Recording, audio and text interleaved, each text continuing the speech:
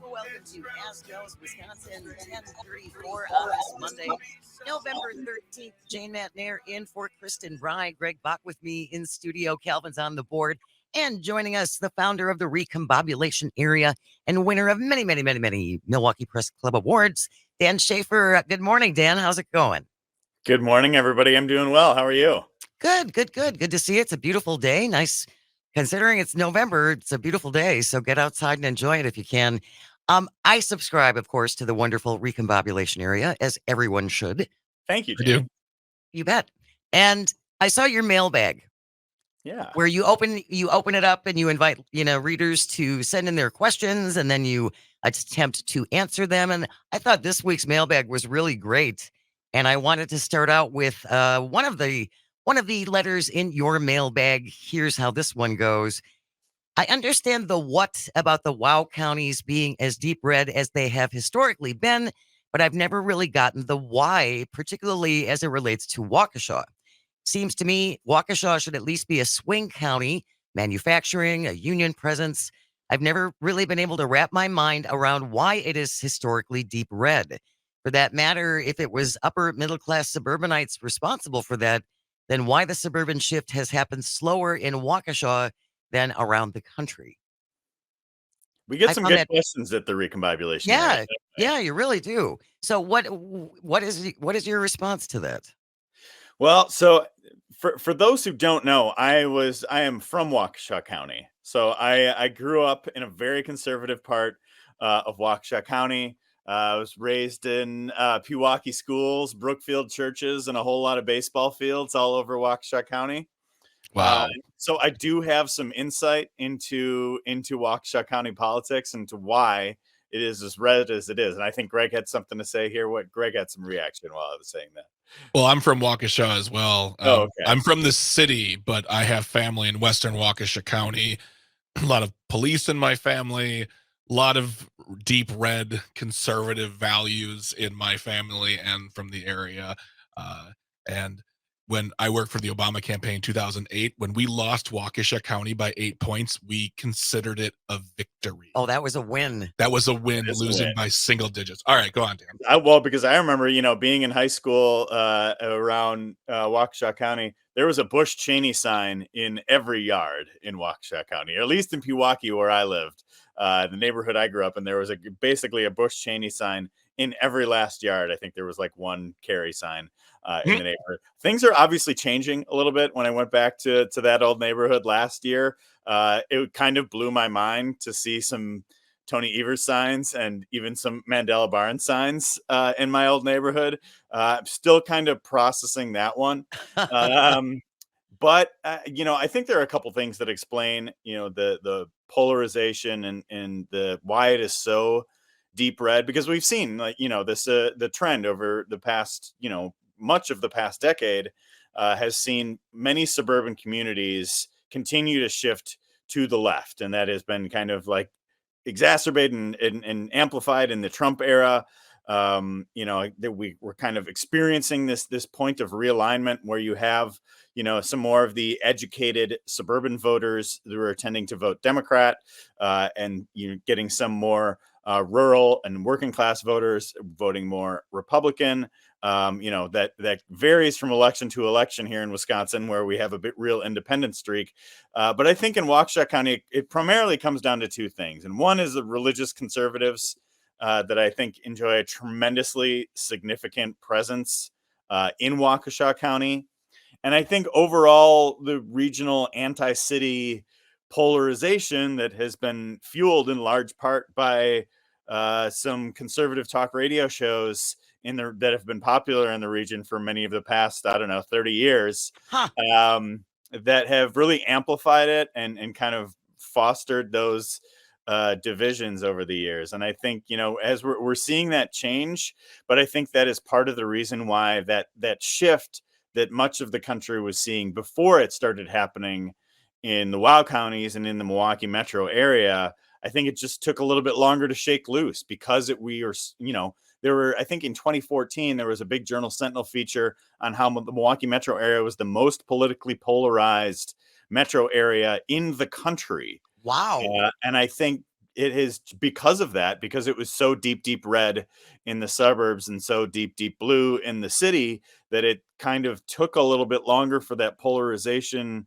to shake loose and that shift to start to happen. But it is certainly happening in a big way over the last few election cycles in Wisconsin. I think the other thing too is like when you ask people about Waukesha County, if you put Waukesha County in quotes, people are going to say Brookfield, Waukesha, New Berlin, Pewaukee. Waukesha is a huge county. It is a big county. So like it's just made up of all different kinds of parts, all different kinds of people. So and that's really with any county too. Like that's when I worked in Racine in the mayor's office, yeah, Racine is real blue collar union blue, but you drive past the eye. Yeah. Robin Voss signs for days. Well, and you talk about the same thing can be true of cities too. The city of Milwaukee, there are more votes for Donald Trump from the city of Milwaukee than any other city, if you think about it, because 25% of the city is voting for Donald Trump, that's like a couple 100,000 people, Yeah. in Milwaukee County who are going to be voting for Trump. So I think that, you got it. Everything contains multitudes, right? Yeah. And Waukesha County is the third most populous county in the state. So it's going to have a lot of votes from all across the political spectrum. If you're just joining us, you're listening to As Goes Wisconsin. Dan Shafer is our guest from the Recombobulation Area, and we're talking about several letters that were in the recent mailbag over at the Recombob area. Here's one. Ooh. New nickname. I think this is a really great question, Dan. As a former Milwaukeean who watches with interest from a distance, I have to ask you, what is there to be optimistic about right now in Wisconsin at large and also in Milwaukee? Yeah, I think this is actually a really interesting time for Milwaukee and Wisconsin, and an interesting time to be optimistic about what's going on here. I think the headlines that we so often see coming out of Wisconsin are so negative and are so, fraught with polarization and fraught with, the the Republicans running the Wisconsin state legislature so often dictate the news cycle. Robin Voss dictating the news cycle in so many ways. But I think there's a lot of reasons to be optimistic. In Milwaukee, we just had this really big deal to put the city and county's finances on more firm footing looking forward. And I think you're going to start to see, instead of constantly looking for ways to avoid the cliff or avert a worst case scenario, I think you're going to start seeing the city and county turn the dial in the other direction in a little bit way, start to make some investments. And I think, recent example of this that I highlighted in my response there was the growing MKE proposal from the Milwaukee Department of City Development, a fascinating plan that could transform the way housing is built in Milwaukee, reform the zoning code. I saw some people, comment on it this week from across the country, saying it is one of the most ambitious zoning codes being introduced anywhere in the country. So I think, there's going to be stuff that's just one example, but I think you're going to start to see more of it. And, we just had budgets passed in the city and county in Milwaukee that didn't have a whole lot of opposition. Everybody was kind of pulling in the same direction. And instead of, figuring out what's going to be cut this time, they're actually starting to invest in some things. So I think that is making me optimistic about Milwaukee. I think some credit is due to Mayor Cavalier Johnson, County Executive David Crowley, for helping get some of those things done. But I think in Wisconsin too, the death grip of gerrymandering is starting to loosen, whether it's through the court cases that are moving forward or whether it's Republicans acknowledging that their approach to making this the most gerrymandered maps in the country isn't really working for people. And so I think that is another sign that we are going to be able to make some meaningful changes in this state and city in the future. Do you really think, Dan, though, that some Republican lawmakers think that gerrymandering is bad because they're not responding to their constituents? Because to me, that sounds like the perfect job. Oh, It's like I can do whatever I want and I can ignore everything that my constituents want, and there's absolutely nothing they can do about it if they can vote me out, maybe. it's going to be it's always a little bit different when these legislators have to operate with a little bit different of a sense of accountability. And I think if we can bring a little bit more accountability to the Wisconsin state legislature, we're going to see more meaningful change. And I think to a certain extent you saw it this year in some instances in the legislature, like that shared revenue deal, where it was clear that something had to get done. There were obviously things that folks like me in Milwaukee who lean to the left are not thrilled about with that deal, but I think it was really important to get done. And so, and this was the first year, and that happened after, Tony Evers was reelected, happened after the Janet Protasewicz landslide victory in April. We're seeing a little bit more bipartisanship happening in Madison, just a little bit. Slightly, a Slightly, scooch more. very, very slightly. It's kind of one step forward, two steps back. But there are some steps being taken in the right direction. I was going to say a scooch is great. I'll take a scooch. We'll take a scooch, right? I will say this too, in response to the question about Milwaukee and its improvements, and this is not like, I would actually, Dan, if you know deeply about this or get someone on to talk about those rezoning ideas, that sounds exciting. But also, last night I was in Milwaukee not working for a moment, and I was walking down Valar Phillips, and I felt like I was in a different city. It didn't feel, and in a good way too. It's like, oh my gosh, this is beautiful. Like the improvements, even to the sidewalks and the look of the buildings. I'm like, this feels like a fancy city I'm in, and it felt good. I think there's so many reasons to be excited about Milwaukee right now. Yeah. I think I've been, obviously from the region, like I was saying, grew up in Waukesha County. I've been in the city of Milwaukee basically since 2009, save 1 year. I'm as optimistic or more optimistic now in 2023 than at any time since I've lived in the city. Well, that makes me feel good because I am not an optimist. So it's always nice to be able to pull optimism from others. I really appreciate that, Dan. I'm an optimist, coach. I'm an optimist, but I'm also a realist. The glass is realist. The glass is half full, but sometimes that glass is half full of poison. I want that on a t-shirt. That sums up my, oh God, that was perfect. Oh man, that was funny. That was just perfect. All right. When we come back, the Brewers deal, the Brewers stadium deal explained for a 5-year-old. Dan's going to break it down for us as he did for his reader of the Recombobulation Area and see where we stand on the latest with this. There have been some little tweaks, haven't there, Dan? There's some amendments. There's some debates. There's a whole lot going on. Big vote tomorrow, though. All right, big vote tomorrow. Stay with us. We will be right back. You're listening to As Goes Wisconsin on the Civic Media Radio Network. Good morning. Welcome to As Goes Wisconsin, 10 minutes before 11 o'clock. Jane Netner in for Kristen Bry, Calvin on the board. Greg Bach with me in studio. Dan Shafer from the Recombobulation Area is here with us as well. 844-967-2789, 844-96-PARTY. If you ever want to call and or text, a couple texts I wanted to get to. Good morning, everybody. This is from Marty. Do you know that the stadium is not in the city of Milwaukee? Why are we being taxed separately for triple taxation? Do we know about the deed restrictions that came with the deal with the VA in 1949? It calls for tickets for veterans at every event, $250 per game. I was not familiar with that. I feel like we brought this up, the veterans thing, a while ago, and it just was sort of like a thing of, it was back then, and then we stopped because I'll bet you people stopped asking, and I'm sure if veterans want tickets, they can get them. I would hope so. But yeah, I just it was also okay. What I'm about to say is not going to sound like I support the vets. I support the vets. I'm the son of a vet. But that was a long time ago, and if they were going to re-up it, then it would be in there. But my guess is someone just probably forgot to put it in the new handbook. I don't know if that type of thing made the new deal when it became the stadium district. Okay. In the 90s as well. Yeah. And it, to my knowledge, it's right on the border, but the stadium is within the borders of the city of Milwaukee. I thought it was in West Milwaukee.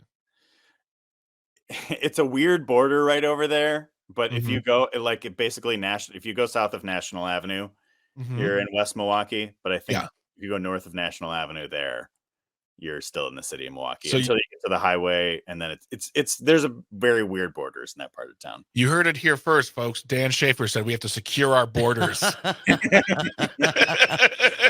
We are grabbing some questions from the Recombobulation Area's reader mailbag. The last one we're going to cover.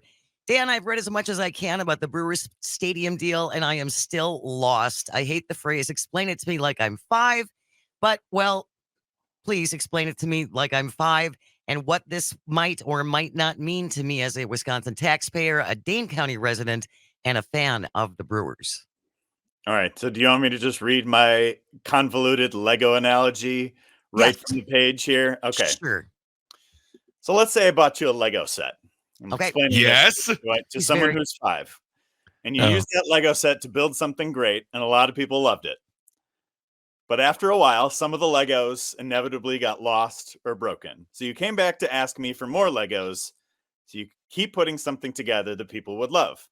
But over time, things changed. Lego sets weren't built the same way. Everything costs more. And not everyone was sure that buying more Legos to build the same set the same way was the best idea. And maybe your sister needs a new backpack or some cold medicine, and we're not sure if buying new Legos is the right decision right now. Maybe you can use some of the extra pieces for a little while until we find a better way to buy new Legos. Or maybe we should just use some extra money from savings to get the Legos now so nobody freaks out about the possibility of the Legos going away forever. How's that work? You lost me when you started using Lego in the plural incorrectly. Oh, God. He is so obsessed about that, honestly. No, that was actually a wonderful... No, that's a wonderful... I love that. I love that. So where are we now? Where is the deal now? Because there have been some amendments you mentioned. Some things have changed. Yeah, so it's the vote tomorrow is the big vote. It's the final hurdle. It's the most contentious piece of the vote. So I think there have been some amendments to kind of win over some of the last few holdouts. You know, this is a deal that's supported by Tony Evers, by Robin Voss, by Cavler Johnson, by David Crowley. So the lots of the main principals who are involved with this are on board. Interestingly, it's the type of deal that doesn't cut across traditional political lines. You don't have all Republicans in favor or all Democrats opposed. You have some kind of in between there, which I think it makes it a really fascinating deal. But I think I do expect it to pass tomorrow. You know, I think there's a lot of people who are even opposed to it who want to get to yes. And so maybe there are some final concessions to be made. You know, one of those I think is having some representation for the local governments who are paying into this deal on the stadium district board. It seems like a no-brainer. You know, I know the overall size of the deal could have been reduced if they instituted a ticket tax for all events. They're only doing it for non-Brewers games events, but that's going to reduce the state's contribution to the deal by about $30 million. Doesn't offset the local contribution, of course, which, of course, they're going to kick Milwaukee to try and win over those last few votes. But yeah, I think, you know, the Republicans have 20 plus votes in the state Senate, so they could pass it just with Republican votes. But I think they're going to need some Democrats to vote in favor of this as well. And I think they'll get a handful of Democrats to vote for this. Did the Brewers cough up any more money? Because that's always been my gripe. I still don't think they're putting enough into this deal. I don't. I completely agree with you there. They're putting in something like 20% of the overall price tag of the deal. The Bucks were put in something along the lines of 50% of the price tag of the deal. Much, much, much, much, much different. I don't think the Brewers have totally approached this conversation in the best way. They added more money to the deal, but they added $10 million, which, look, $10 million is a lot of money, of course, but it is like $10 million in a deal that's approaching $700 million. It's not a big percentage increase. No, it's not. That barely covers tip. That's the best you can do to bring it, you know, to get it over the finish line. I guess that's the money that they have freed up available now that they are not paying Craig Counsell to be the manager, right? Okay. All right.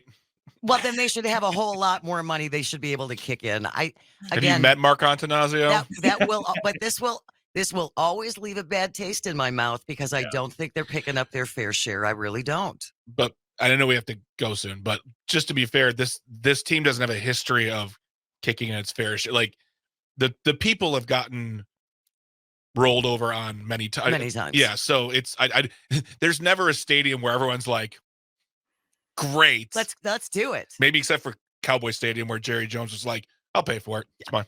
Oh, by the way, Dan, your T-shirt suggestion. What is the phrase now? You're an optimist.